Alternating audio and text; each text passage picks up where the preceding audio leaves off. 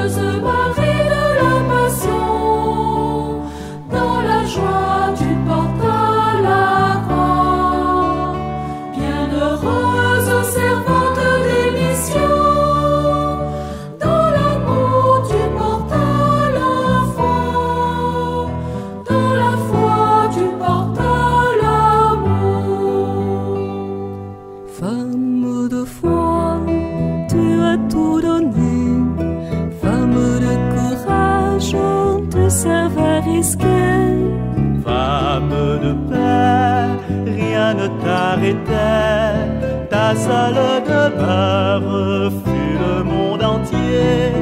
Ta seule demeure fut le monde entier. Bienheureuse Marie de la Passion, dans la joie tu portas la croix. Bienheureuse servante des missions, dans l'amour tu portas.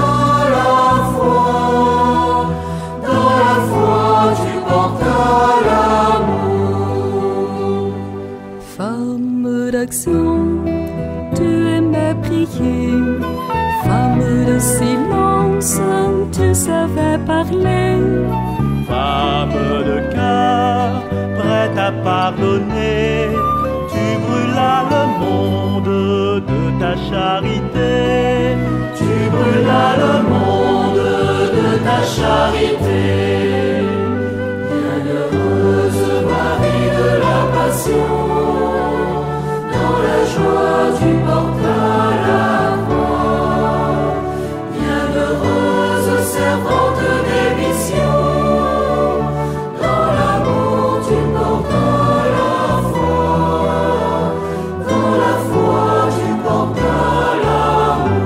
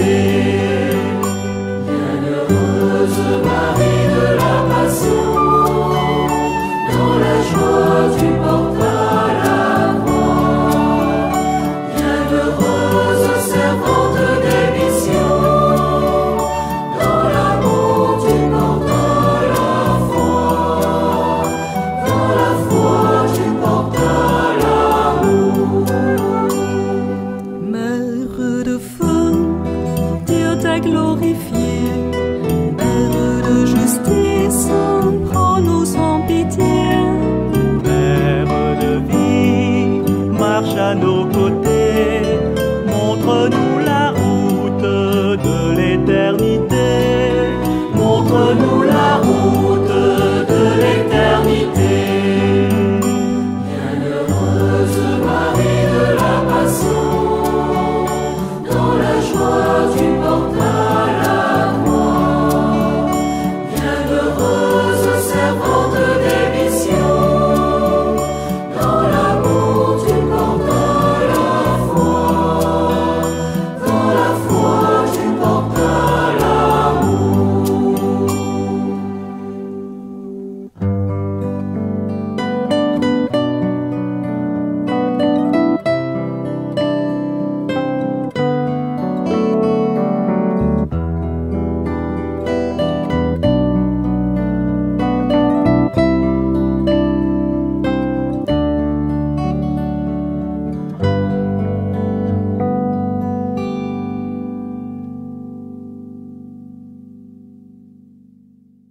Merci à vous tous d'avoir écouté ce très beau texte de Jean-Marie Vincent, du regretté Jean-Marie Vincent. Le chant, je pense que vous pouvez l'avoir sur YouTube ou encore sur le site Chantons en Église. Nous allons partir dans le désert à présent avec la lecture du livre de l'Exode au chapitre 33. En ces jours-là, à chaque étape, pendant la marche au désert, Moïse prenait la tente et la plantait hors du camp, à bonne distance. On l'appelait tente de la rencontre. Et quiconque voulait consulter le Seigneur devait sortir hors du camp pour gagner la tente de la rencontre. Quand Moïse sortait pour aller à la tente, tout le peuple se levait. Chacun se tenait à l'entrée de sa tente et suivait du regard Moïse jusqu'à ce qu'il soit rentré. Au moment où Moïse entrait dans la tente, la colonne de nuée descendait, se tenait à l'entrée de la tente, et Dieu parlait avec Moïse. Tout le peuple voyait la colonne de nuée qui se tenait à l'entrée de la tente. Tous se levaient et se prosternaient chacun devant sa tente. Le Seigneur parlait avec Moïse face à face, comme on parle d'homme à homme. Puis Moïse retournait dans le camp, mais son auxiliaire, le jeune Josué, fils de Nun, ne quittait pas l'intérieur de la tente. Le Seigneur proclama lui-même son nom qui est le Seigneur. Il passa devant Moïse et proclama: le Seigneur, Dieu tendre et miséricordieux, lent à la colère, plein d'amour et de vérité, qui garde sa fidélité jusqu'à la 1000e génération, supporte faute, transgression et péché, mais ne laisse rien passer, car il punit la faute des pères sur les fils et les petits-fils jusqu'à la 3e et la 4e génération. Aussitôt, Moïse s'inclina jusqu'à terre et se prosterna. Il dit: s'il est vrai, mon Seigneur, que j'ai trouvé grâce à tes yeux, daigne marcher au milieu de nous. Oui, c'est un peuple à la nuque raide, mais tu pardonneras nos fautes et nos péchés, et tu feras de nous ton héritage. Moïse demeura sur le Sinaï avec le Seigneur 40 jours et 40 nuits. Il ne mangea pas de pain et ne but pas d'eau. Sur les tables de pierre, il écrivit les paroles de l'Alliance, les 10 paroles. Paroles du Seigneur. Chers amis, en écoutant ce texte, nous les propulsés dans le désert, et il y a comme un sentiment de grandiosité, et notamment avec l'apport de la musique de Théo derrière cette lecture-là, il apporte à nous quelque chose d'un peu de solennel, un peu d'arrêt dans le temps. C'est cette impression que moi-même elle a ressentie en lisant ce texte. Là, nous va retomber un petit peu et prendre un petit peu quelques détails de ce passage. Déjà, Moïse te prend la tente et te plante hors du camp, à bonne distance. Pourquoi il t'a fait ça? Pourquoi il n'a pas laissé la tente au milieu du camp? Parce que, rappelle à autres, hier, Catherine a dit nous comme ça qu'il avait cette histoire de veau d'or.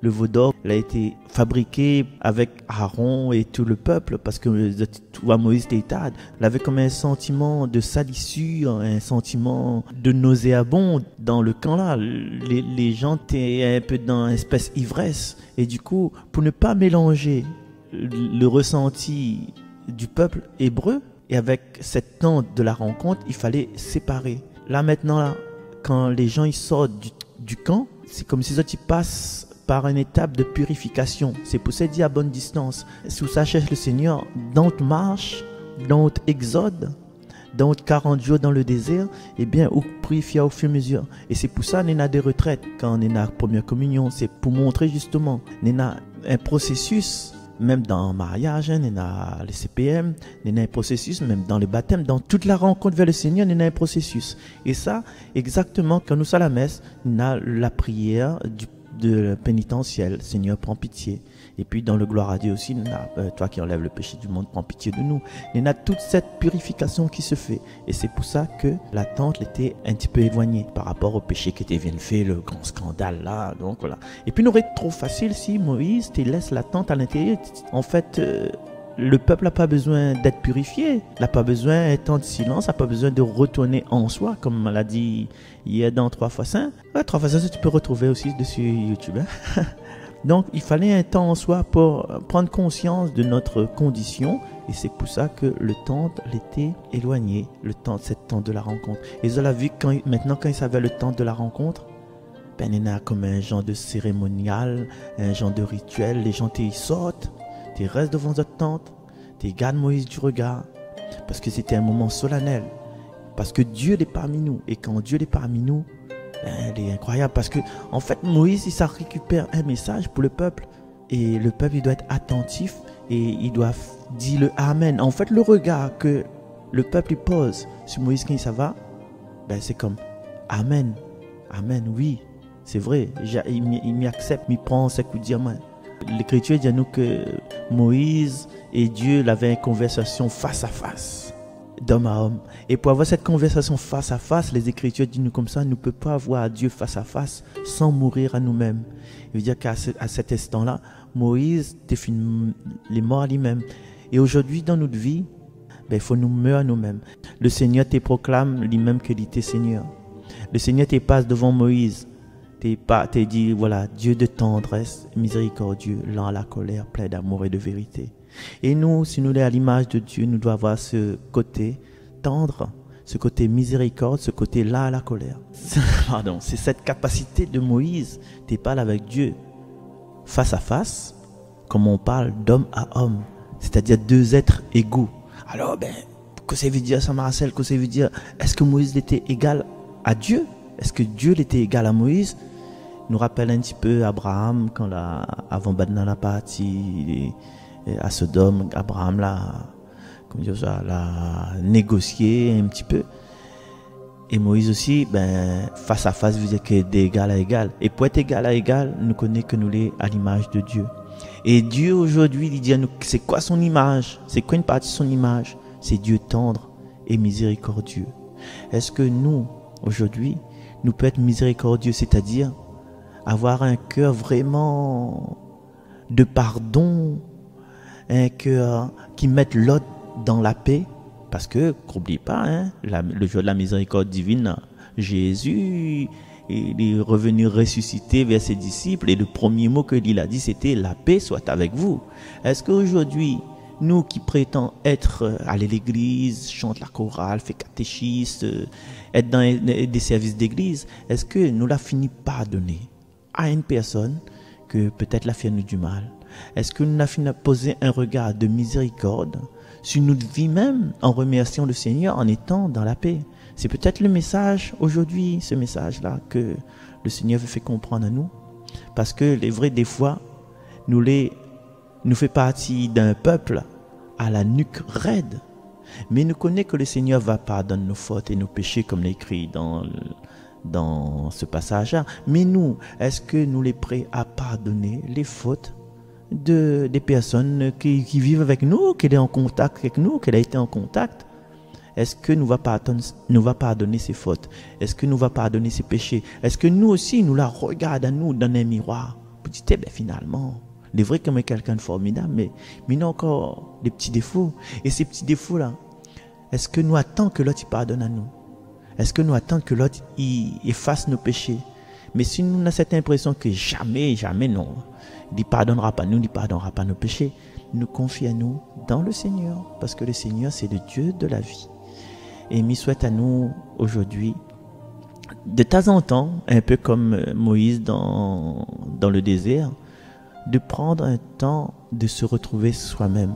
Et Moïse l'a utilisé les 40 jours et 40 nuits, comme Jésus. Il n'a pas mangé ni de pain, ni bu d'eau. Et puis, avec toute cette inspiration, il a pu écrire les paroles sur les tables de pierre. Alors, il me dit pas autre, prends 40 jours pour boire plus de l'eau, non. Voilà, nous peut trouver, nous privation, pour centre à nous s'il y a quelque chose de mieux de notre vie, nous pourrait priver quelque chose qui fait mal à nous, hein, quelque chose qui divertit à nous, quelque chose qui distrait à nous, pour aller vers l'essentiel. Voilà. Notre Dieu, c'est un Dieu de tendresse et de pitié. Est-ce que ça l'est dit par le psaume 102?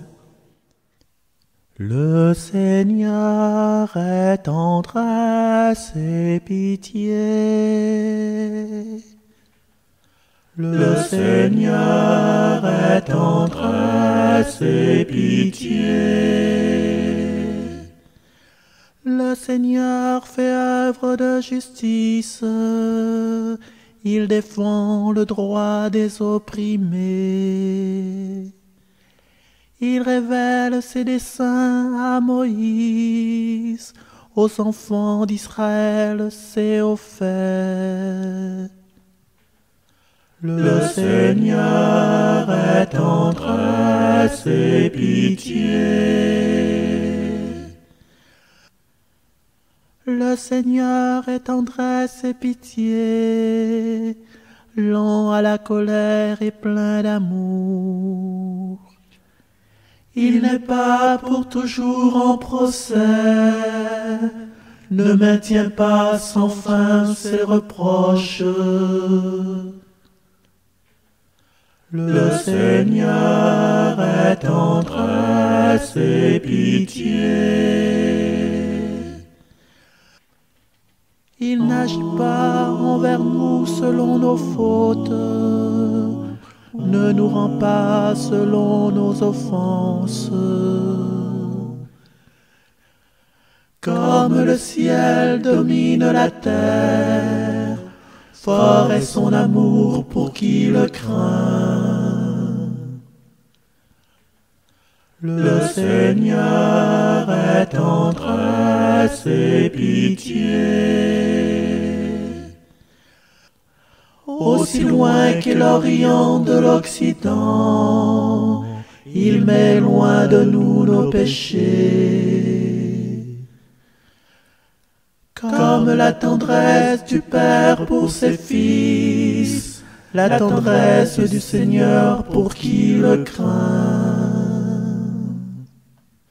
Le Seigneur est tendresse et pitié. Le Seigneur est tendresse et pitié. Voilà, mes chers amis, merci pour votre attention. Merci à tout le groupe Jésus est mon guide. Merci à Noémie et à Jean-Christophe qui nous font l'honneur d'être sur la terre réunionnaise. Merci aussi à toutes les personnes, hein, Fabien, Fabi, Thibaut, les deux avec, hein, Angelina. C'est midi toutes les bonnes noms, Priscilla, Missa Amaye, Missa oublie 2, 3, Christina, Catherine et Catherine, Dani, voilà, tout le monde.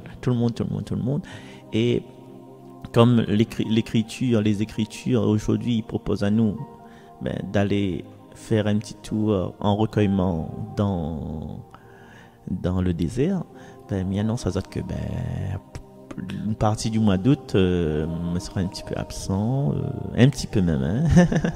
Donc voilà, allons dans le désert. Tu viens? 40 nuits dans le désert, 40 jours dans le désert. Allons, allez, à bientôt, très très bientôt, bye bye.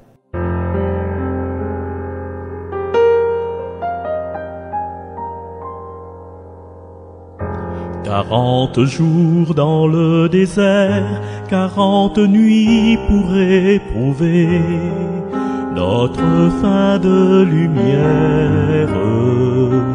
Dieu vivant, donne-nous ta parole.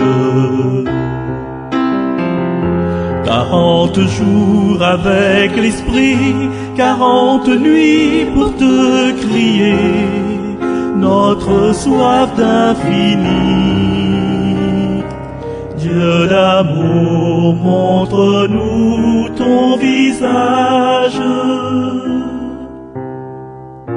Tout en exode avec Jésus, la vie entière pour marcher sur les sentiers de l'inconnu. Dieu Sauveur, conduis-nous vers la Pâque. Sur la montagne à ciel ouvert, il fait bon vivre et demeurer près de toi en prière. Dieu vivant, donne-nous ta parole. Entendez-vous souffler l'esprit? Dieu parle au cœur de la nuée. Celui-ci est mon fils.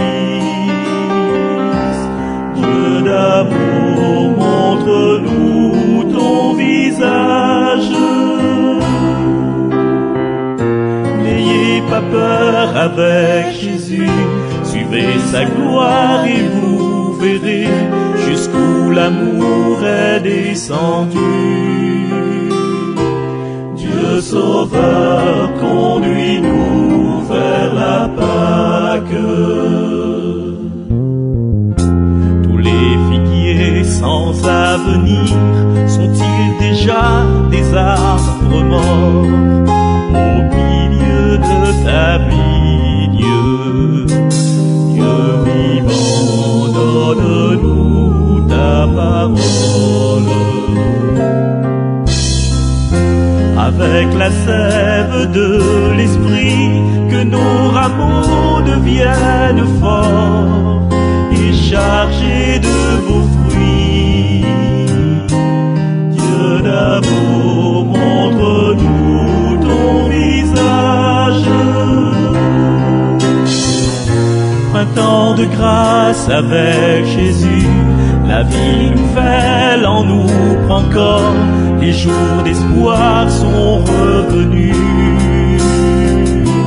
Dieu Sauveur, conduis-nous vers la Pâque. Enfants prodigues aux rêves fous, nous avons tout dilapidé pour des riens qui déroutent. Dieu vivant, donne-nous ta parole. Révèle-nous par ton esprit comment s'éveille liberté dans le cœur de tes filles. Dieu d'amour, montre-nous ton visage. Pour festoyer avec Jésus, le grand retour est commencé. Dieu notre Père nous a vus. Dieu Sauveur, conduis-nous vers la Pâque.